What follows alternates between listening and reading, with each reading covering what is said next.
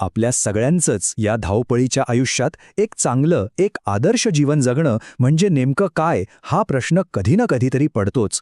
पण विचार करा, या प्रश्नाचं उत्तर जर आपल्याला चक्क 400 वर्षांपूर्वीच कोणी लिहून ठेवलं असेल तर? हो, आज आपण 17व्या शतकातल्या अशाच एका कालातीत ज्ञानाचा शोध घेणार आहोत. आणि हे ज्ञान येतंय थेट संत रामदास यांच्याकडून. साधारण 400 वर्षांपूर्वी त्यांनी एका काव्यातून आदर्श व्यक्तीची लक्षणं काय असतात हे सांगितलं आहे. मला तर हे खूपच इंटरेस्टिंग वाटतं की इतक्या जुन्या काळातले विचार आजही आपल्या आयुष्याला कशी दिशा देऊ शकतात. चला पाहूया तर मग. तर या रचनेचं नाव आहे उत्तम लक्षण.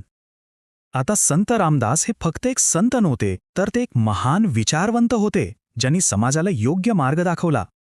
आणि त्यांची ही रचना म्हणजे जणू काही आपलं चारित्र्य घडवण्यासाठीची एक हँडबुकच आहे. उत्तम लक्षण म्हणजे नेमकं काय? सोप्या भाषेत सांगायचं तर एका उत्तम किंवा आदर्श व्यक्तीची लक्षणं.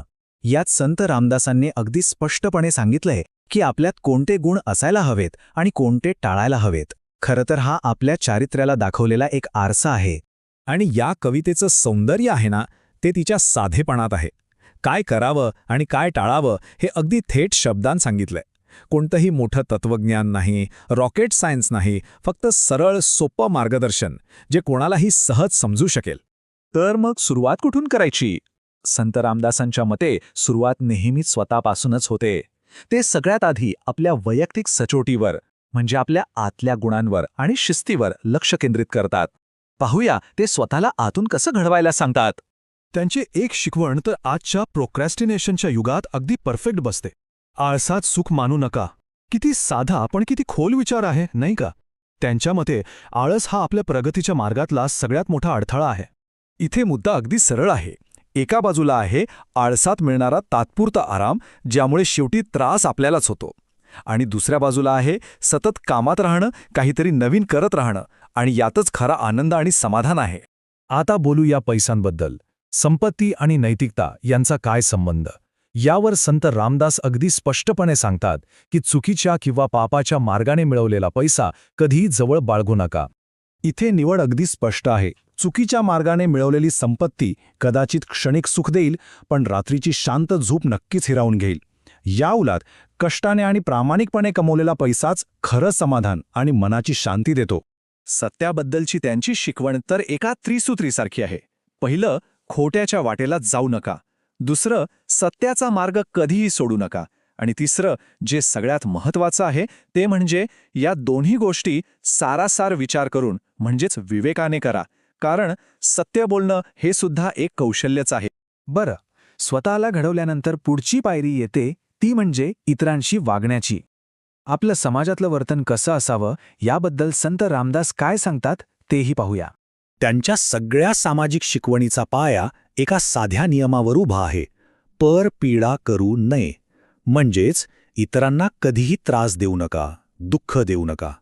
विचार करा, जर प्रत्येकाने फक्त हा एकच नियम पाळला तर जग किती वेगळं असेल. या एकाच नियमातून आपल्याला त्यांच्या विचारांची खोली कळते.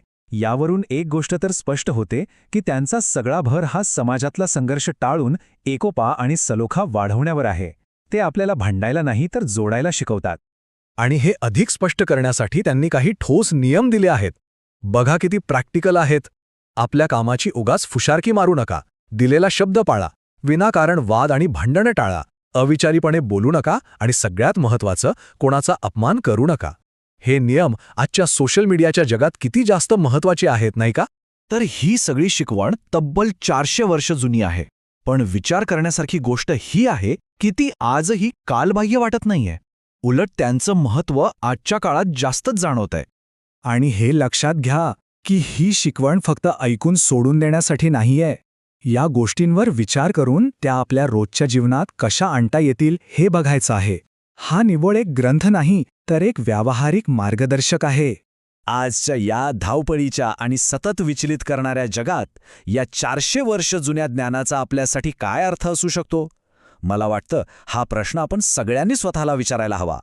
थोडक्यात सांगायचं झालं तर संत रामदास आपल्याला सचोटी, करुणा आणि सत्य ह्या 3 मजबूत स्तंभांवर आपलं चारित्र्य कसं घडवायचं याचा एक स्पष्ट आराखडा देतात. संत रामदासांनी आपल्याला एक मार्ग तर दाखवला आहे, एक आदर्श जीवनाचा मार्ग. आता त्या मार्गावरून चालायचं की नाही आणि कोणती वाट निवडायची हा निर्णय मात्र पूर्णपणे ज्याचा त्याचा आहे. यावर नक्की विचार करा.